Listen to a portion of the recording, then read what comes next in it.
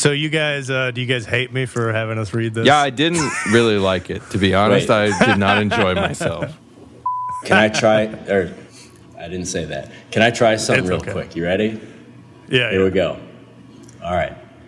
Welcome to Plausible Deniability AMX with Antushka and Mr. X. Oh, God. I am special guest Brother X. This week we read excerpts from Roger Penrose's 1994 book, Shadows of the Mind, A Search for the Missing Science of Consciousness. And today we are going to find out what beliefs around consciousness Antushka is willing to plant his flag in that Brother X is going to continue to maintain plausible deniability about. That's right. Right. I thought you were going to say... I think that sums it up, doesn't it? Yeah. Yeah. Well, I thought you were going to say, and we're going to find out, where is my mind? Where is my mind? Leave it to the special guest to do a proper introduction. Listen, I've actually been listening to every episode for probably the last 3 months. Oh no! And that's my big conclusion is that Antushka is really good at just staking a claim, and Brother X is just going to dance around it. I will definitely Mr. dance. X, I'll dance too. Yeah, that's good. Well, tonight we shall dance Reddit together because of it. So. Yeah, Reddit suspended his account. Really? Some spicy takes, huh? Yeah, I guess. I think it's because you're they so give you uncivilized with all of your discourse. You're right. Yeah. Yeah. Constantly verbally abusive. That's Is that hilarious. what they said? No. It No. was something weird. Like account got hacked. I can get it restored. I didn't get booted because of that. I'm just joking. Oh, okay. Well, that's good. Yeah. Okay. It's Okay, funnier cool. to Yeah. think I was suspended because of what I posted, though. Yeah, it is. It Because is. I just randomly, accidentally tried to go to your profile today. And I was like, account is suspended. What's that? And then you hadn't even realized, which was also funny. So, okay. Yeah, well, because that's cool. everything I sign up for, I send to this spam email that has 800 unread emails, and I just don't check it. Yeah, I do that too, actually. Nice. Good for you. So I'll just say part of the reason I wanted to do this was kind of breaking off the Hoppe stuff about when systems and logic break down. But Sure, another that's cool. thing I did see parallels was, there, yeah. Yeah, but I'm not really, we don't have to keep reading this. We can do the Chalmers thing or something else. Or if you got, what I was thinking, if we do stick with this, we jump to chapter 7 where he talks about the thing I'm really interested in, which is his trying to apply it to microtubules and quantum theory. But we don't have to. But anyway, let's talk and we'll see how we... I love microtubules. I was going to say, what do you know about microtubules? Nothing. Dude, Yeah. they're Never awesome. even heard it before. You just made a cylinder with your hand, though, Antushka. No, but that's a macrotubule. exactly- That's a macro. It's big. Well, that's good. I mean, still. Right, I guess You are it's on the probably right- filled with lots of microtubules. There you Exactly. You're on the right track is the point. Oh, good. I'm on the right track with a cylinder with my hand. I mean, they're cylindrical. I mean, that's basically... They're yeah. tubular. Nice. Exactly. Tubular, bro. Shaw. Exactly. Yes. All right. Okay, So the first yeah. question I have is it Godel or Godel or Godel? I say I Godel. don't know. I say Godel. Godel. It's Godel. probably, it's some, yeah. Because when I was Godel, listening I don't know. to this guy on Joe Rogan's podcast, he said Godel. Penrose? Okay. Yeah. I've heard people do that. Right. I'm not I've heard people Yeah. do that. Yeah, I'm not going to do that, but I've heard Yeah. people All do right, so that. we're going with Godel, huh? Godel. Yeah, I mean, Godel is, I think, how I generally say it. But yeah, G-O with an umlaut or whatever, right? The two dots. Is that an umlaut? Yes. And then Yeah. D-E-L. Yeah. And Mr. X, can you explain to our wonderful listeners why we're even talking about Godel in a Penrose book? Yes. So basically, Penrose wrote this book in 1994, trying to show that most people, when they apply a theory to consciousness, try to approach it with a computational theory. And he's making a case that consciousness can only really be understood non-computationally, and that's how he gets to quantum theory, because there's non-computational aspects to quantum theory. And specifically, he uses Godel's incompleteness theorem to do this, because Godel was a mathematician in the 20th century who basically kind of we've talked about this on previous episodes actually, but just to put a real quick summary is that basically he tried to, well, it doesn't need to be quick, now we're actually talking about it, is that he tried to show, or he did show that basically anytime you make a system, you're a complete system, you'll run into a statement that is unprovable within that system. I think that's essentially it. And so in the Penrose case, he lays out in 2.5, chapter 2.5, this idea that, you have a computation. I don't even know if we should describe it because it might be difficult to understand, but basically you run into a contradiction when you have a computation that you're trying to run, and then you have another computation that checks if that computation is going to run. Right. And if you set the two to be equivalent, you'll run into a contradiction, because if one says that it should run, then that means that the other one is false, and if it says it shouldn't run, then it means it's true. It's kind of like a very high-level way of understanding it. But the point is, it's a contradiction when you try to make a complete system. So it brings in all of these interesting questions, and ultimately Penrose thinks that this applies to the mind, because basically we humans have this ability to look at the system from outside of itself somehow. And I guess that's where he's thinking that there's a non-computational aspect, that it's like consciousness can't be explained from a computational aspect, which is a Turing machine. That's another thing he describes. A purely computational system can't look at itself, right? Yes, and that was why I had us read chapters 2.1 through 2.6, which sort of sets up this idea, and then jump to 3.23, where he sort of summarizes it. Yes, it was. Yes, but it was kind of interesting because it's like, again, he's writing in 1994, and I was honestly using ChatGPT to help understand this, and it's like you're like basically almost. Wait, what? I was using my computational mind to understand it.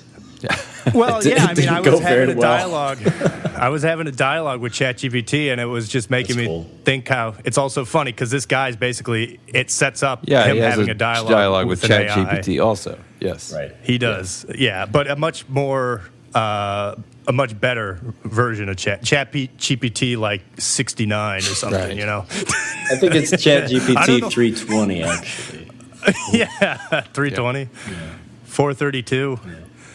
And we're back.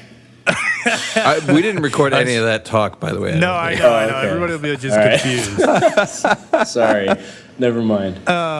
We're talking about tunings. So I've talked a lot. What do you guys think? I do have a question that I kind of want to establish.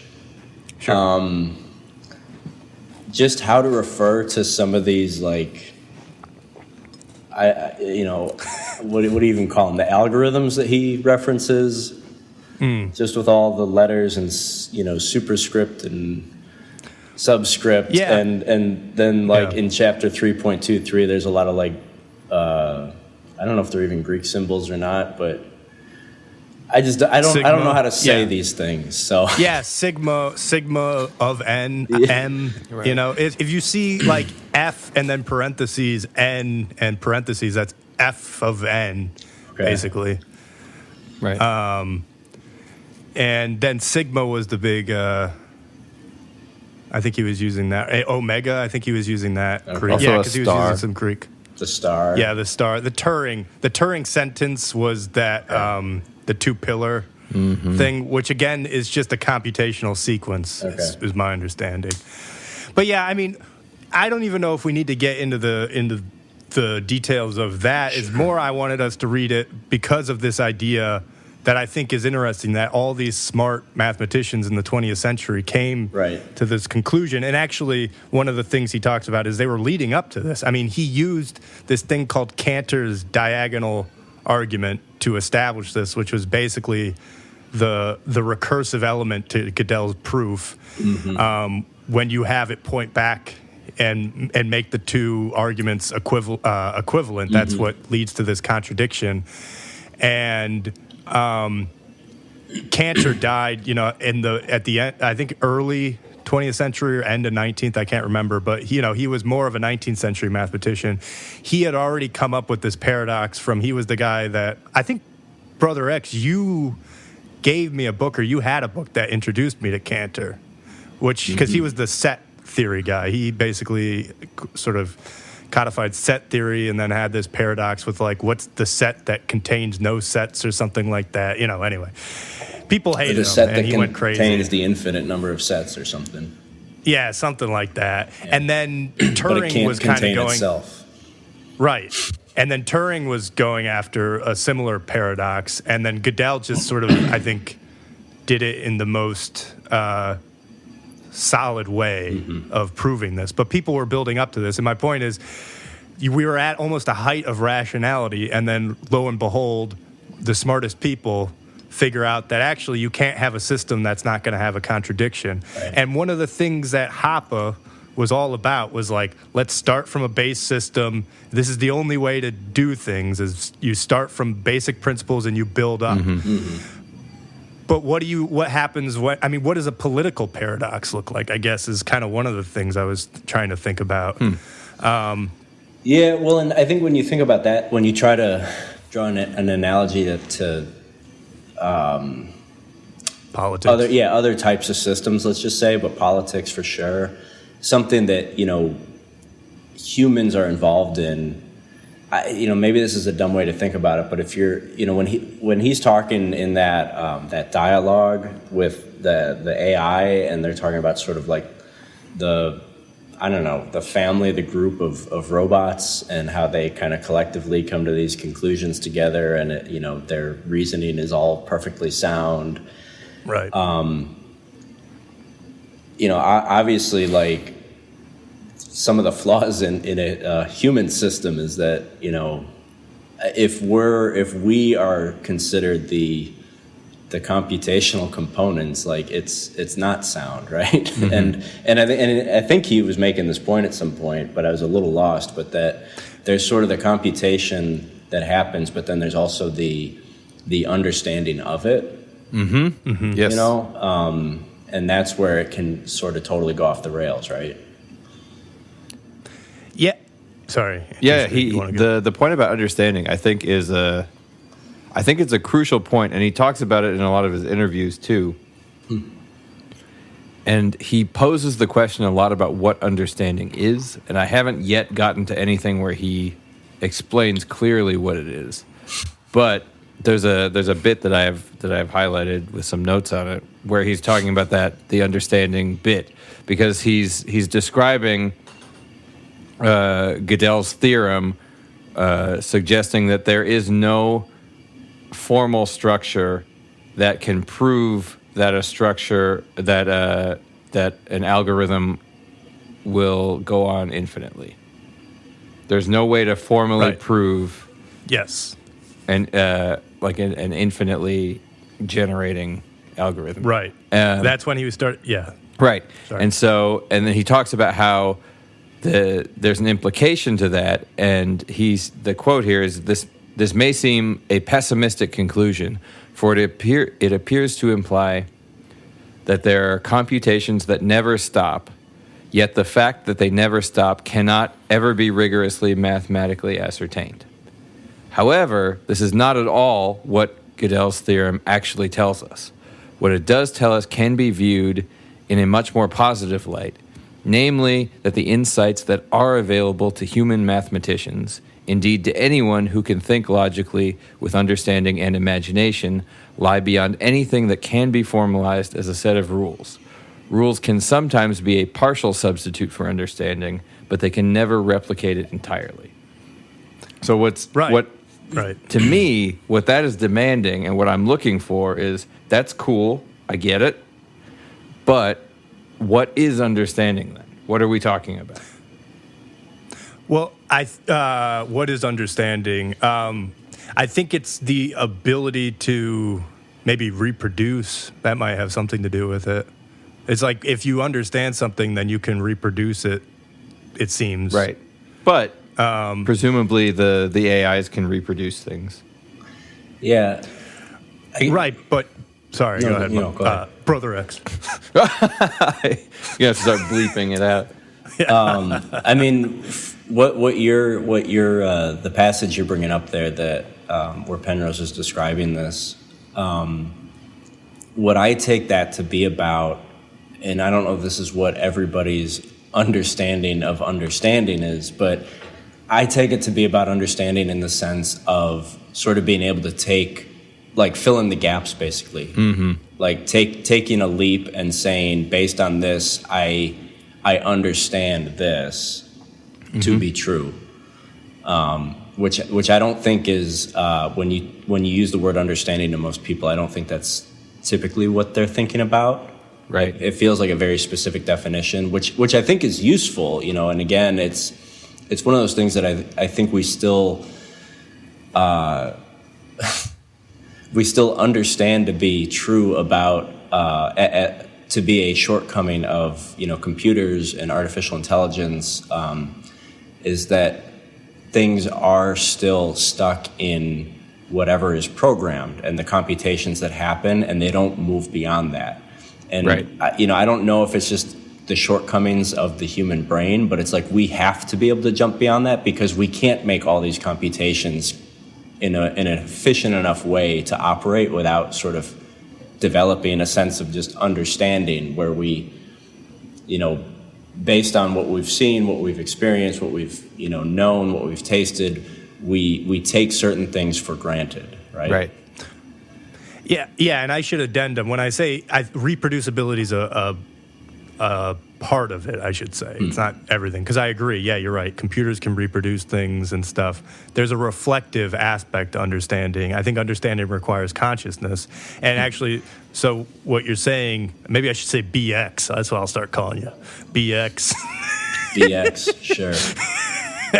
Is that, there's very computational aspects of us, like basically everything that's doing a lot of the motor computation is incredibly complex and precise too, for the most part. Certainly the reflexes are, and it's just that aspect of consciousness that has exactly what you're saying. It has this ability to break out of the loops, as sort of Penrose describes. We should talk about Hofstadter, Another interesting thing, though, that he talks about, and I don't think he sufficiently brings up, but he has a series of sort of, I guess he calls them loopholes, but you could say that they're they're like things that, like the robot in his scenario brings up. And one that I feel like he didn't sufficiently address was the idea of chaos and randomness. Right. Which I think that's actually kind of why he went to the non-computational theory of consciousness, because that, in my head, that kind of has randomness baked in, with the quantum theory being, I guess, there's like weird random aspects to quantum theory, it seems. But yeah, I feel like that chaos or randomness, which aren't the same, but sometimes it's hard to determine the difference between them. Right. That might be an interesting ingredient that could explain like how you have sort of human creativity, which I think we've talked about previously, how it feels like that is almost like you get creativity by making mistakes, by not running the same algorithm. You end up, screwing up, and then you're like, oh, okay, well, now I have whatever,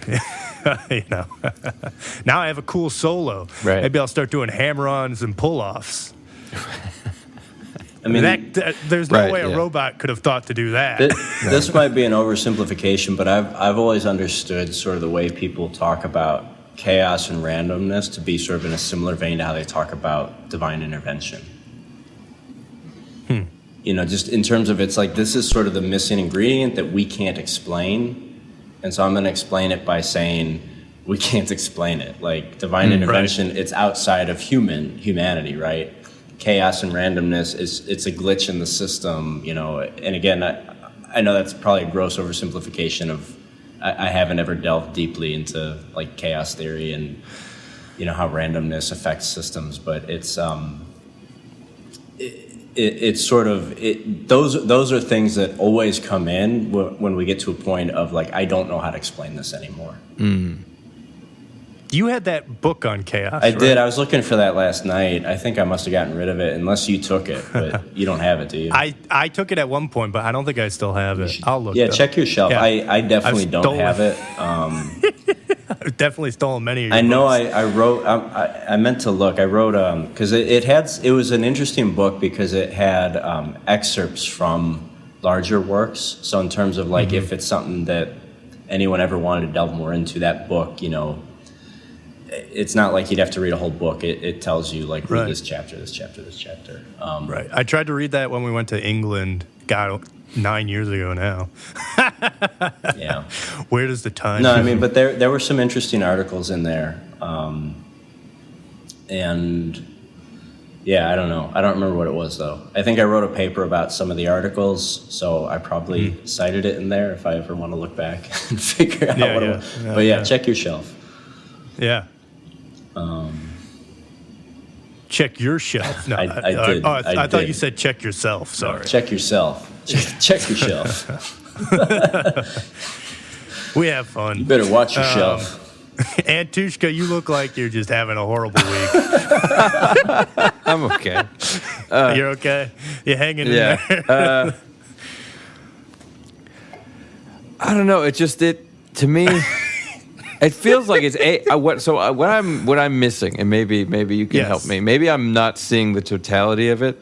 I'm not seeing some radical statement here. It feels like it's a lot of reading for like something that we all thought a long time ago. Yeah, that you can't explain consciousness, right? That's right. Right, like a robot isn't conscious, but a human is. I think that we all know this, right? Like the Roomba is not conscious. I think if we think about it, ChatGPT isn't either. ChatGPT is just a silly game. That's why I think if we're willing to hang in on this book for one more week, if we jump to chapter 7, because what he's doing in these first 3 chapters, which is the first part of the book, is he's doing what any mathematician and physicist is, and really anybody in science is taught to do, is you lay out your argument and you lay out all the counter arguments and you do it as rigorously as possible. And you bury the lead. That's what you do, right? You bury the lead. No, but in the beginning, what any good scientist is trained to do. You try to basically make people so confused that they're like, all right, I don't even care anymore. Yeah. And then nobody bothers you. Right, and you don't get canceled. But you do have a lot of like CK of K, so you do get funding. No canceling, but funding. It's the perfect line. The perfect storm. Yeah. Exactly. There you go. But in the first chapter, which we didn't read, he lays out, which is basically what he's addressing, is he lays out 4 ways of looking at consciousness. Maybe let me find that. Because he's addressing these essentially implicitly when he's going through this. And that's why. And the other answer, you say that people think this implicitly, but I think there's a lot of people, myself honestly included, on some days. But of course, I dance around issues and I never stake my flag anywhere. Because, why? Once you do that, you get attacked. I'm just messing with you because you specifically talked about it on the last episode. No, but in some cases you're true. I definitely don't have as solidified political principles. You have too much to lose. Antushka has nothing to lose. Right, exactly. He has nothing to lose. Yeah, me as a single person with no kids. Oh man. Sorry, I'm trying to find it. While you're looking, I want to ask about something that he doesn't bring up, and I don't know if it's relevant or not, but it's part of what's interesting about consciousness discussions to me. And when you talk about, like, is it all computational or not? And I don't know if this is specifically related to consciousness or not, but when I'm thinking about sort of human experience, 2 things that I always think about that are messy, and I don't know how like a scientist defines them, and if they are strictly computational, and our experience of them just feels otherworldly, but memory and emotion. right? Yeah. And those, to me, feel like really sort of complicating factors. But again, I don't know, like, is our experience of those, is that strictly computational? Which, if it is, it's still really interesting that it doesn't end up feeling that way, right? Can we pause, and what does computation mean? Good question. Yeah, well, it's something that can be. I mean, he also lays this out in the first chapter. So sorry, but we didn't read that. But it would have been a lot. But I tried to read through the first chapter. He did lay it out in early chapter 2, didn't he? I think he alludes Maybe to he it, did. but I didn't He defined a computation versus an algorithm. It's basically anything that can be run on a computer. But by that definition, nothing we do is computational. What are you talking? Well, how can we be run on a computer? Well, that's the whole. That's the big question. See, we cannot, but things that we do can be, right? Yeah, I mean, we run things on computers all the time. Right, but Okay, things yeah. aren't us. Like, what I'm saying is, what is computation, and what does it mean to say that we, like our brains or any part of us, does anything computational? Here, I'll find. Where Part of the reason I'm asking is it's this thing, we've talked about it before, about how there are technological metaphors that are used to describe human bodily processes, and those metaphors change as our technology changes. And Right. you know, Right. you know, we've talked about this before with the electrical processes in our brain with neurons and things like that, and the way that neurons are described. You know, like electrical centers that send electrical signals down pathways that seem, you know, when you describe them, it almost sounds like a circuit board or something like that. And then you see visualizations of it, and you see these little centers that are, you know, flashing with electricity, sending electricity down lines to other ones. And then when you showed me a picture of one, it's just like blobs bumping into each other. And so Yeah, what well, I'm saying is, so there is metaphor being used somewhere there. Well, you could say all of our reality is a metaphor. I mean, this is the whole Humean thing, right? But you don't have to destroy. You don't have to destroy the question to that degree. I think that yes, you can say all reality is a metaphor, but you can also say that a painting of an apple is a metaphor for an apple, and you can have that localized conversation as well. This is not a pipe. Right. I don't know how to say it in French, but yeah, that Yes, exactly. that concept. Yep. And so this is what I'm saying is, when we're talking about what a computer is doing computationally, what it's actually doing, and then what a human is actually doing when we say computational, is it literally the same thing, or are we being metaphorical? I don't know. I also don't know. I think, well, so this is, well, you're getting at a very, I mean, this is kind of what the whole book's about, honestly. You should read the book, Antouche. No, but I mean to say is it's not a simple answer. So the fact that you're confused makes perfect sense, because this is the whole question, is some people think that the brain can be. Okay, so here, I can't find the exact definition of computation. No, I know it's that whole chapter is on computation. It's probably hard. It's all mixed in. No, Here, well, I have his definition in 2.2.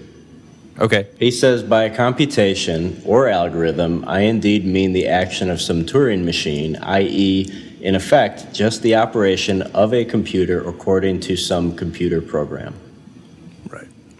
So then the second question is it reasonable to define us as computers?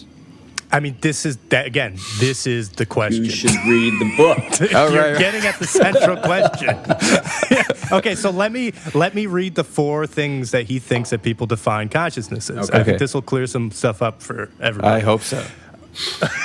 It won't. Okay, it seems to me, and this is on, this is on page 12. It seems to me that there are at least 4, so it's not, exhaustive, at least 4 different viewpoints or extremes of viewpoints that one may say on the matter of what is consciousness, I guess, or conscious thinking. All thinking is computation. This is the first thing. This is what you're asking, right? 1, all thinking is computation. In particular, feelings of conscious awareness are evoked merely by the carrying out of appropriate computations. B, awareness is a feature of the brain's physical action, and whereas any physical action can be simulated computationally, computational simulations cannot by itself evoke awareness. C, appropriate physical action of the brain evokes awareness, but this physical action cannot even be properly simulated computationally. And D, awareness cannot be explained by physical, computational, or any other scientific terms. Right. So, he says the point of view expressed in D, which negates the physicalist position altogether, which is basically that expressed in the first proposition, regards the mind as something that is entirely inexplicable in scientific terms. The viewpoint of the mystic, the viewpoint of the Antushka. Right. Yes. And at least some ingredients of D seem to be involved in the acceptance of religious doctrine. Yes. My own position is that questions of mind, though they lie very uncomfortably with present-day scientific understanding, should not be regarded as being forever outside the realms of science. Right. So Nietzsche was right. Science is trying to destroy the infinite. Yeah, yes. It's trying to create oblivion. Satanic. It's a good song by the Grimes. Black hole of our understanding. Yeah. Yes. So, but does that kind of clear up some of the fact that, first off, we probably could have made that list by brainstorming just now. The list, Yes, of course. So yes, I agree that these are sort of common propositions about consciousness. And, I have friends who work in machine learning with, around music, and a lot of them have the belief that basically the situation is that we don't have programs that are complex enough yet, but through complex neural networks, at a certain point, they will be as aware as humans, and we are reducible to just a complex series of algorithms, and that they think it's sort of the height of human arrogance to believe that there is something special about our consciousness as opposed to a robot's. And just because we can read a stop sign and know it's a stop sign, we just have broad awareness and systems of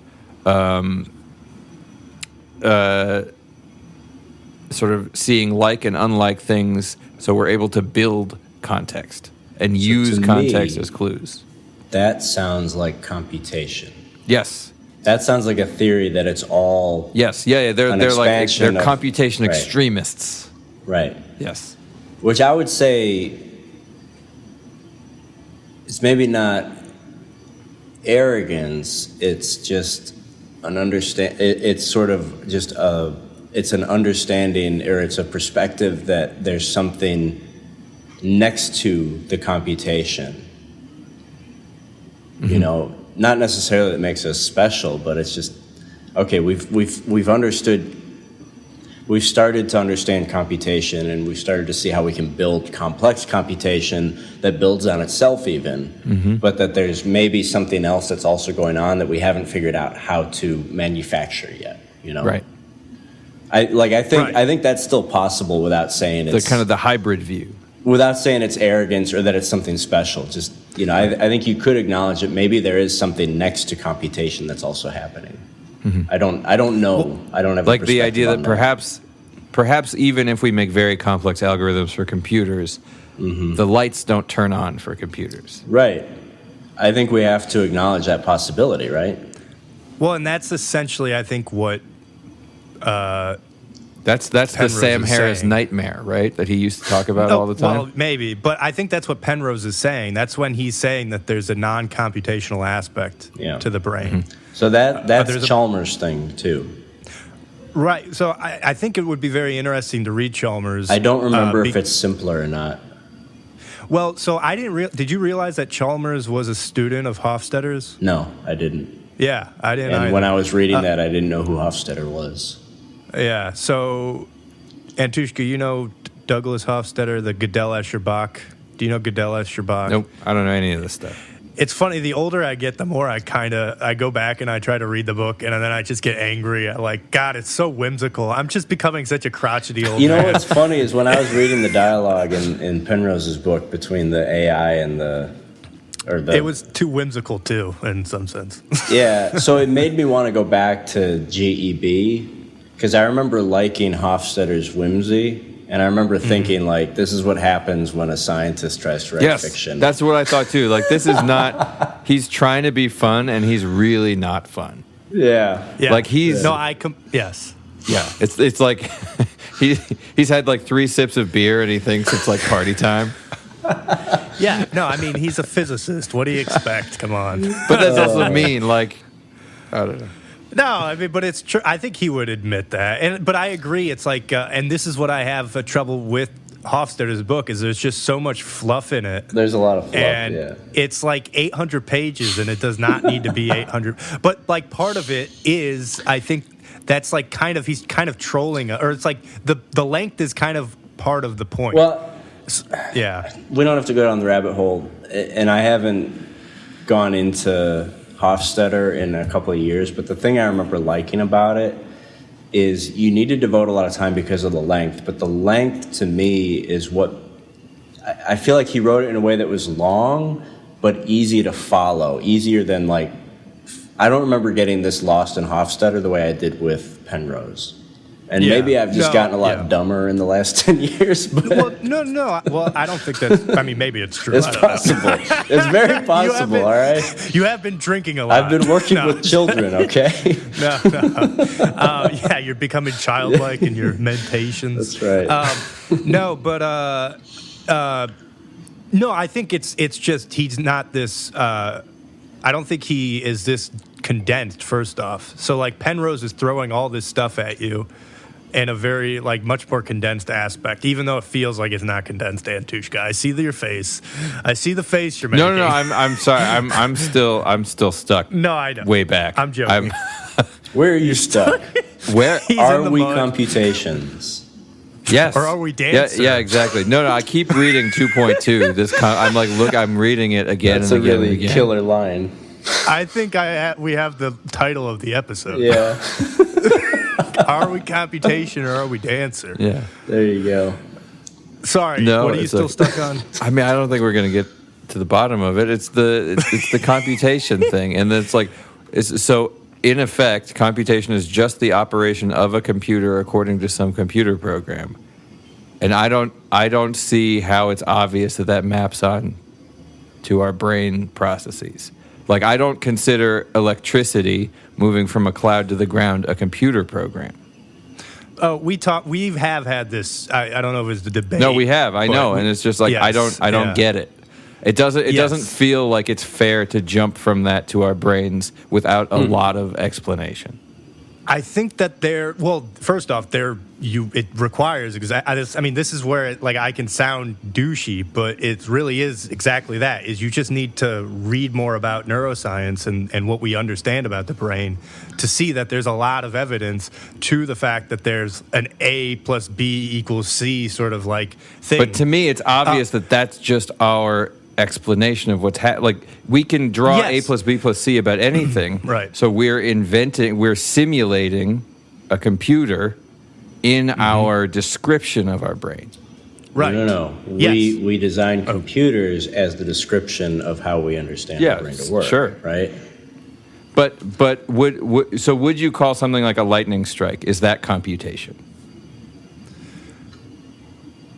It could be modeled computationally. It's chaos. But is it a computer? That's what I'm saying. Like, is that computation? Is that a computer acting according to a computer program? Well, and you are getting at, I think, what the Turing test ultimately questions is if you build a computer that by all means appears conscious, is it conscious? And this comes back to the fact that, like, we don't even know that each other are conscious. We sort of, there's always a leap of faith. Right. But I'm not even that far. I'm still further back than that.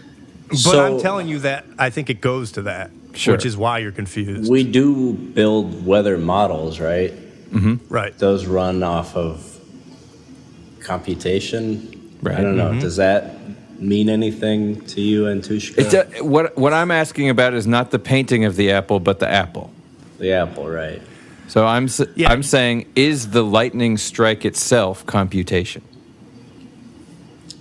Well, it's a question. Yeah. I was going to say, are we in a simulation? Is it the result of computation? Right. Is it a computer program? Yes. I don't know if, Right. I mean, nobody knows, right?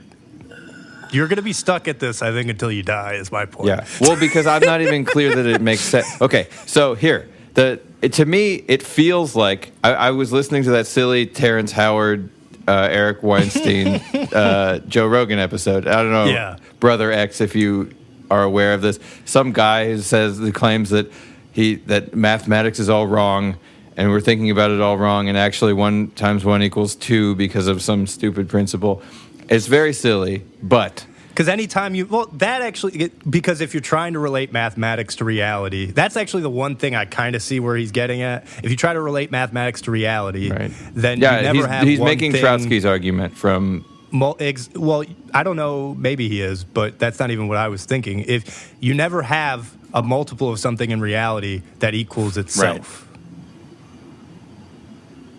So...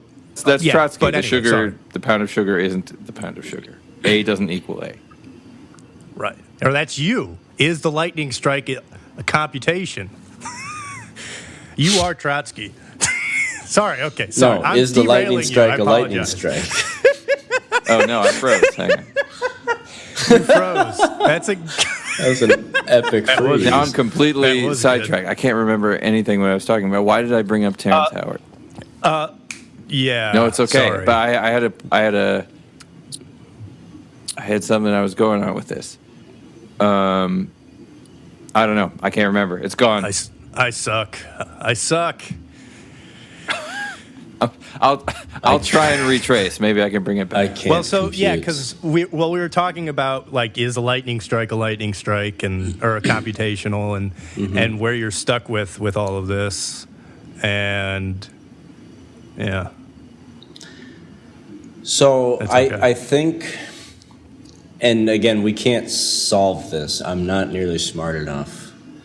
I don't think anybody is. But I think like I could imagine a world in which you could understand within the chaos of a storm cloud all of the collisions happening that generate that electric charge that then has to discharge. And you could, I think it's conceivable that with sort of like enough understanding of all of the conditions that are constantly in flux between the cloud and the ground, that you could predict where lightning is going to strike. So Like, you a determinist? I then, think it's bro? conceivable. I don't know that it is actually feasible, but I think it's conceivable that it could be possible. Then does And if it free will is, that exist? would that constitute a computation? I guess I'm trying to understand if that's how you're thinking about it. So what I would say to that is I agree. I think that in theory, if you could compute infinite variables, you Right. could gain extreme levels of precision in predictive capability. Right. I think Is that that computation is computation? real and is powerful. My question is computation, is the thing happening itself computation, or is computation the action that we are creating? Are we computation, or do we make computation? Or are we dancer? Exactly. Okay, so I remember the sorry. Terrence Howard thing. It was Go for it. He kept asking, what is $1 times $1? And Eric Weinstein kept saying, I don't know what that means. And to me, this is where I am with the idea that, like a lightning strike is a computer program, or our brains are computers, is I am not clear, in the literal sense, what that means. Other than perhaps we are in a simulation, or, like a deity has made a computer program that we're all like part of. I don't know if this helps, but to get back to your apple and painting of the apple, I mean, there is a way in which a painting of an apple, there is a way in which an apple is represented in a painting. but you would never say that the painting is the apple, right? So when you say, is a lightning strike a computation? Is it a computer program? I think you could say the way we've designed computers and the way we understand the physical world, that there's a representation of what's happening in a lightning strike that is present in a computation. Right. But I think it would be a stretch to say that a lightning strike is a computation in the same way that you wouldn't say that an apple is a painting of an apple. Right. Does that make sense? Yeah, it does. That's and how I think I actually think about one it, of at his 4 categories sort of was in line with that. The one about Look back at those. the representing something as a computation, but it's not being. Awareness is a feature of the brain's physical action, and whereas any physical action can be simulated computationally, computational simulations cannot by itself evoke awareness. The lights will never turn on. Exactly. The nightmare scenario. Is that what you We think? make computers infinitely powerful, but they have no consciousness. Is that what you think? Who, me? Is that what I think? Or Yeah, well, any of you guys, yeah. I don't know yet. Because that's how I feel. as a musician, it's like there is a part of me that wants to think there's an added ingredient to this mix, right? As as a musician, that's it. Yeah, I guess it's not necessarily something that would be true of every musician, but the way that I experience music, the way music affects me, makes me want to think, the romantic in me makes me want to think that there's an added ingredient to that mix. I don't know what it is. I don't know how to describe it. But, I mean, the way that, like, you can hear a song and it's not just that you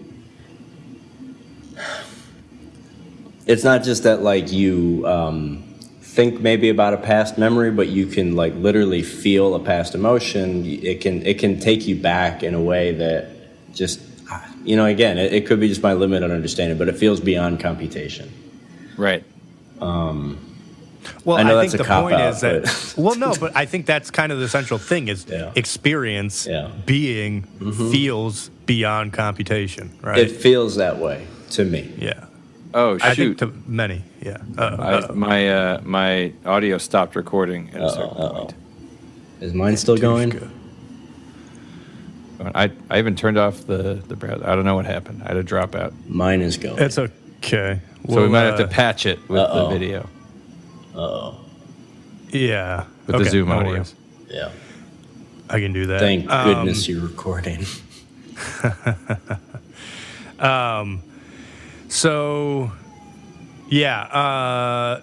Okay. So I actually asked Reddit something this week. Or yesterday. I didn't get like any. I got one doozy response. Did you get banned?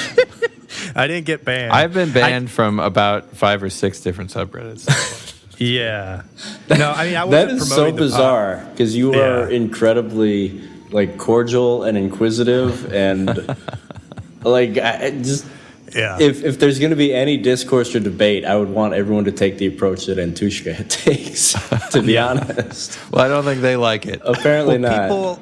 People, I think he's trolling everybody. Yeah. When he's really not. He's really legitimate. not. Yeah. he is actually this way, believe it or not. Nope. So... And I didn't because I wasn't promoting the podcast. I was just asking this question about. So in actually Lex Friedman had Penrose on. I should listen to the Rogan one. I actually haven't listened to that. But in that he talks about meeting Hofstadter actually. Right. Because Douglas Hofstadter wrote. Penrose does. Yeah. Okay.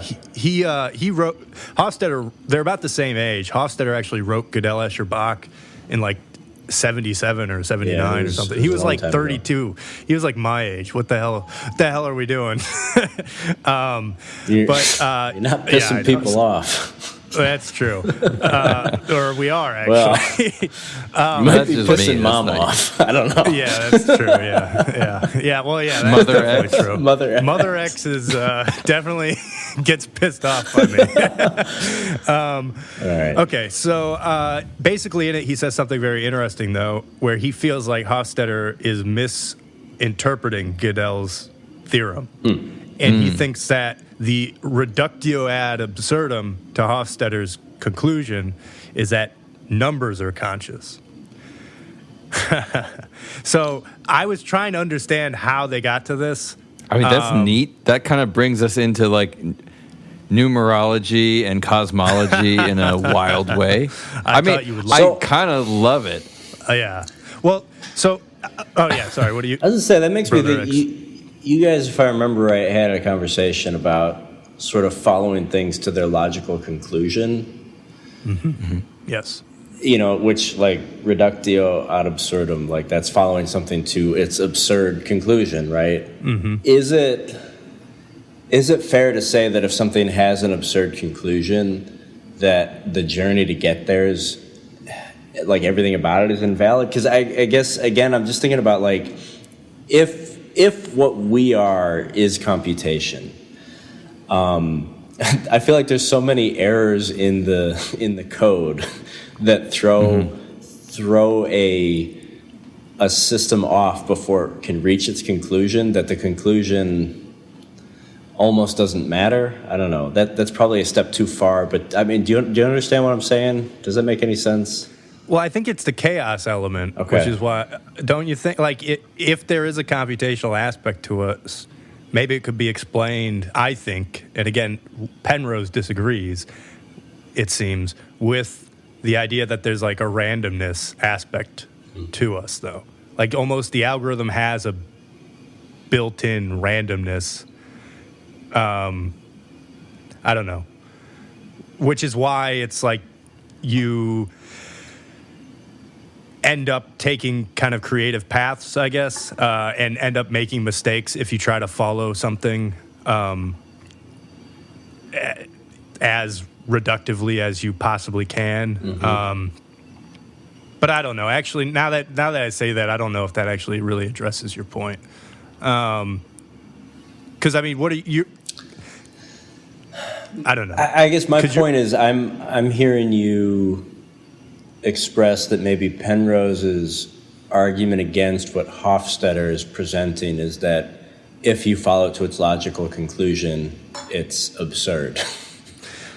If you follow Hofstadter's interpretation of Godel's theorem, and I guess so I should say, I guess I'm offering the possibility that nothing will ever reach its logical conclusion. Therefore, that's not a good reason to discredit it. well, so let me explain what Hofstadter's view is. First off, it's computational. So, yes, sorry. So, yeah, he's like, I like the numerology stuff until you said that. Yeah, now you have to...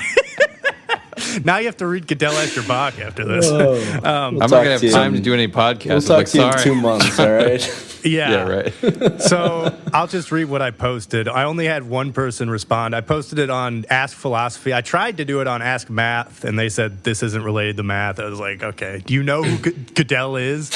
And then I also did the intellectual dark web. Is the intellectual, and then I did Lex Friedman, but the intellectual dark web was one person answered. But anyway, I said, I heard Roger Penrose say on Lex Friedman's podcast that he believes Douglas Hofstadter's interpretation of Godel's Incompleteness theorem would lead to a reductio ad absurdum that numbers are conscious. And so I was basically asking if I'm understanding it correctly. Penrose thinks that the Git proves consciousness is non-computational and math resides in some objective realm that human consciousness can access, which is why we can understand the paradox within the Git that, quote, complete systems contain unprovable statements within the system and thus are actually incomplete. So there's the contradiction. And then Hofstadter, on the other hand, thinks consciousness is computational and arises from a self-referential Godelian system. Arithmetic is a self-referential Godelian system, therefore numbers are conscious. So, because that's how Godel's whole proof came about, is that these guys tried to write a treatise on arithmetic, and it's like basically starting axiomatically from just basic principles and building up the whole system.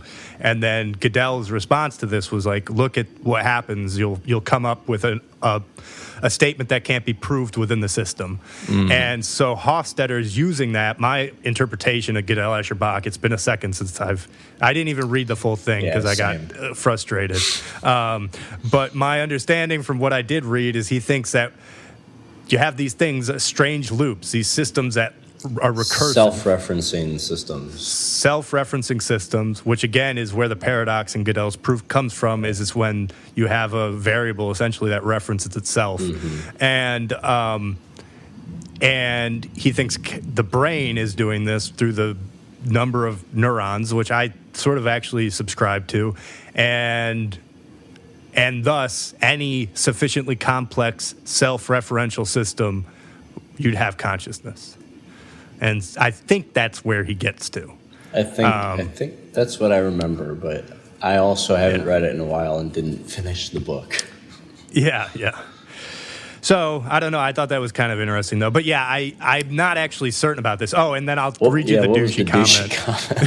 Well, it's not, I mean, it's more of just like, they completely didn't get what I was asking, which is fine. I was probably not clear, but it's just funny because, of course, they start with, nope.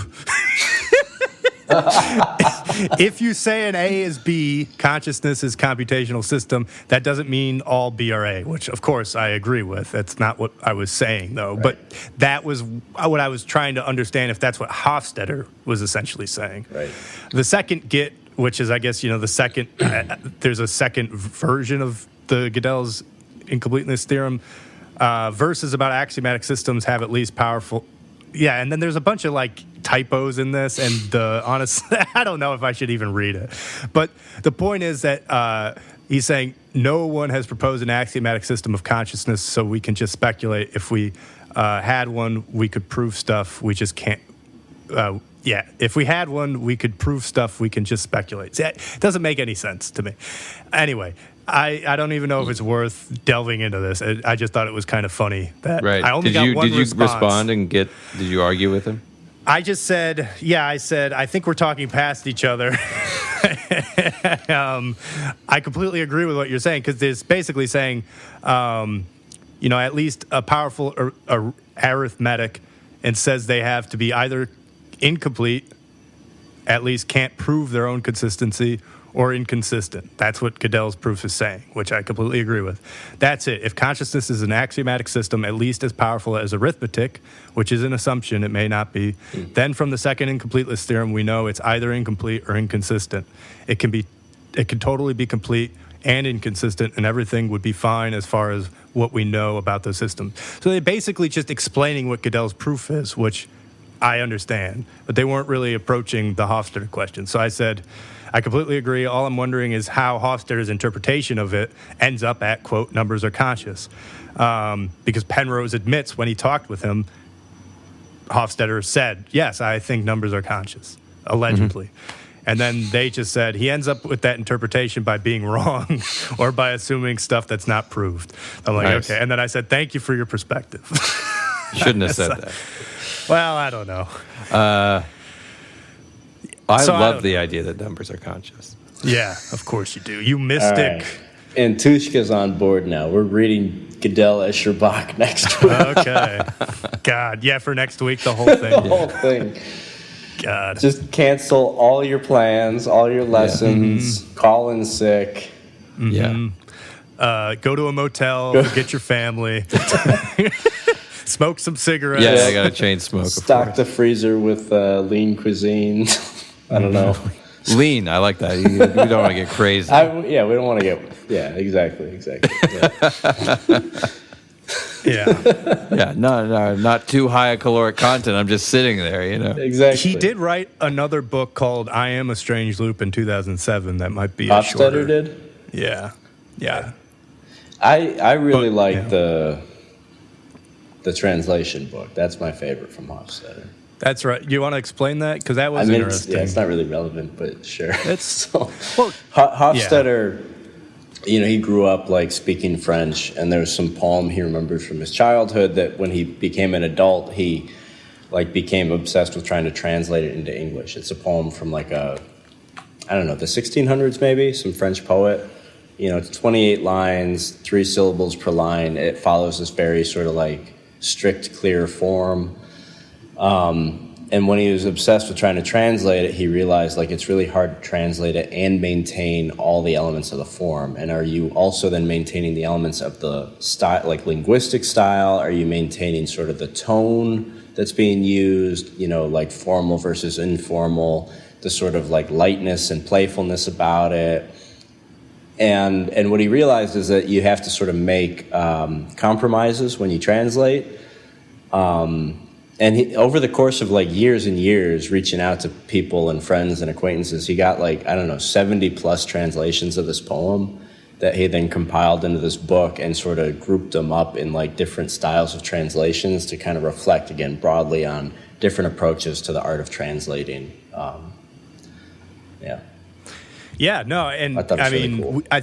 I think we talked about that a little bit in the first episode you were on because we were talking about music translation and stuff. Yeah, right? Music arranging. Yeah. Like there's a lot of parallels between translating and arranging. Mm-hmm. Oh yeah. Oh, there was a really good comment on that Reddit post too about the music one. Okay. Somebody was like, "Oh, great, people talking about music who aren't musicians." Oh yes. Somebody was like, "These people are obviously not musicians." That's right. I forgot about that. That's hilarious. Yeah. Yeah. Thanks for listening. Yeah, I forgot about that. That was hilarious.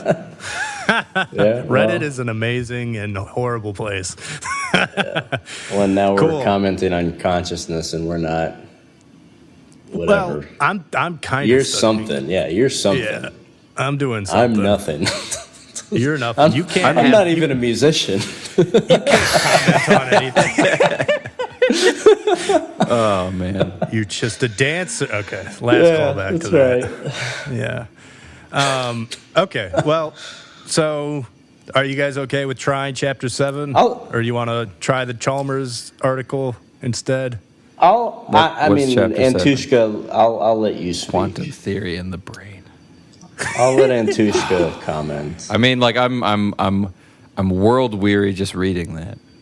I don't know anything about quantum theory. Let's do Chalmers' article then. Okay. Or honestly, I mean, we can do it. I'll do my best. It's not like I'm not going to try. Well, I was just realizing it's like, I had us do the Burgess book too. So I want you to be kind of excited about reading because I understand. Here's the thing. If I'm being honest, I'm not going to be super excited about reading anything about consciousness. Damn it. So that's fine. Would you like to read about Godel, Escher, and Bach? I mean, I would like to read about numbers being conscious because that's a crazy. Yeah. All right. Anything that's just like off the wall, anything that is ad absurdum. I'm Mr. with. X, I have a question. Mm-hmm. Do you remember? I'm trying to pull it up now. Do you remember how long the Chalmers article is? It's not too long. I don't think. Is it short enough to read in 1 week? I think so. Okay. But did you? Yeah. When did you send? Did you text that to me? Let's see. Here. It hasn't. Find it. It's called. This is real time podcast text. Yeah. It's 20. It's like 25 pages. Okay. They're not as densely worded as the pages in what we just read.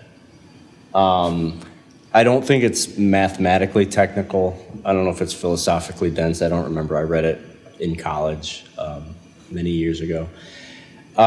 Here's what I propose. Let's pivot to Chalmers. And if I get to it, I will spend some time kind of skimming through Godel, Escher, Bach to see, is there an excerpt of it that might at least be fun and interesting, Yeah. I don't know if there's like a condensed enough portion of it that we could read that would get to the heart of what Antushka might be excited about. But It doesn't have to excite me. I can be. No, we want you to be excited. You have to love reading. You have to love reading. I have to love reading. Yes, you do. I hate reading. Yeah, you do. That's why I have a reading podcast. Just trying to make my life miserable. That's right. So my problem with quantum anything is it's just I feel like I just have no way of commenting on it because there's all these crazy statements that people make, like superpositions, and I just have to go, okay. Yeah. I get it. Yeah. I just flipped to a page that's talking about included in the list of general anesthetics are such chemically different substances as nitrous oxide, ether, chloroform, halothane, isoflurane, and even the chemically inert gas xenon. Well, they're probably talking about gases that alter consciousness Could be. and stuff. Is that anybody's guess? That's probably I a would good think so. guess. It seems like of the three of us, They're talking about nitrous microtubules oxide- and one who knows. consciousness. Certainly nitrous oxide and ether. Yeah. I mean, ether was the first drug that was used to put people out during surgery. Yeah. Yeah. Wait, so this is the article for next week, or this is the quantum? No, that was from Penrose, I think. Or was it Penrose or That's Chalmers? Penrose. Yeah, nice. that was Penrose. I don't know. No, yeah, I think I think see you're him talking right. about Fibonacci numbers and eukaryotic cells. All right. Hey, You want to I talk can about tell that, you- Antushka? I could tell you all about eukaryotic cells. Cool. See, this is the problem: is we're actually getting into things I actually know about. Yeah. The problem is I don't have enough. I don't know enough to be able to. I know, and I do. I think pivoting to Chalmers is good. Okay. And I will and follow think- you down that dark road. Thank I you. will dance behind you. You're not as burned out as Antushka. I'm is, not. So we're trying. I'm We're not. trying to pull Antushka along for a second. So I think doing the Chalmers article is good, and then Okay. yeah, I agree. I'll also look at Godel Escherbach, maybe he has an article where he wrote about it. All right. And or honestly, Brother X, if there's anything else just you want to read, I mean, we can. To do be honest, something. I'm excited to revisit Chalmers. Facing But up I mean to the after- problem of consciousness. Yeah, but I mean after Chalmers. Oh, sure. Yeah. Is this the hard problem The hard problem. or the soft problem? It's the hard problem. Yeah. Yeah. Yeah. What's it like to be a bat? It's a great question. Yeah. Well, then we'll have to, if you really want to get burned out, we'll read Being in Time by, what's his face after that? How about being in nothingness? Yeah. Right. Pretty metal. Pretty metal. All right, so Chalmers next week. Yeah. Did you send the article out? Do I have it somewhere? Here. We can resend it. I like live texting. It's good. I'm going to do it right now. This is great podcasting. Yeah, we'll text it live. Yeah, we're doing it live. Fuck it, guys. Yeah. Oh, My sorry. favorite quote of all time. That's your favorite quote? Kind The Bill of. I just O'Reilly love one? how angry he is. He was very angry. Yeah, We'll he do was it very live. angry. It's so Yeah. funny. There we go. So, I mean, it is interesting reading this, though. I mean, it was 30 years ago. It was 1994 that it was written. Yep. So it's also kind of amazing how much things have progressed because he's talking about neural networks. I mean, the computational capabilities of neural networks has increased. I mean, I was just reading, I think, So, but the basis of everything was still being set then. Like they're talking about parallel processing, which is how we're basically doing all the neural net architecture now, which is why GPUs are used because they're Did you much not better want to at- say what you were reading? No. Oh, okay. I think I just had a brain glitch. Why would you Oh, do okay. that? I'm drinking wine and coffee. I'm up and down at the same time. Drinking wine and coffee. Yeah. Mix them. Are you serious? Mixing them. I'm serious. What? That's such I a like goofy to- combo. I know, yeah. All right. But yeah, I mean, it's interesting because what was my point? It's just interesting. That's my point. Yeah. Great point. Because I mean, when he's talking, you were talking about this, I think, before, Antushka, about the fact that there's there are proofs that don't have a set like structure. Like it's almost a question of how did people come up with these proofs. There's like almost and that's like I had to take a class where we did proofs, and I would always be like, how the heck does anybody think about this? And sometimes it's just about random luck, or sometimes it's about like Euler or somebody in the 1700s puts up this thing. They're like, I think that this is going to never complete, or I think this will complete, but they didn't have the ability to test that. And then now with computers, they came in the 80s and they tested it, and they were like, actually, yes, it does complete if you run enough iterations of this specific, formula that I think it was Euler or somebody came up with. Then they found that, yes, it will complete, but you just had to almost run it to find it. There wasn't a nice way to prove it simply.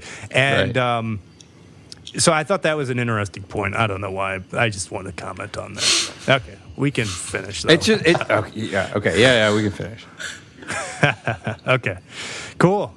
All right. All right, we did it. We'll be back. We'll keep on this. We'll be back. We'll have the same thing next week.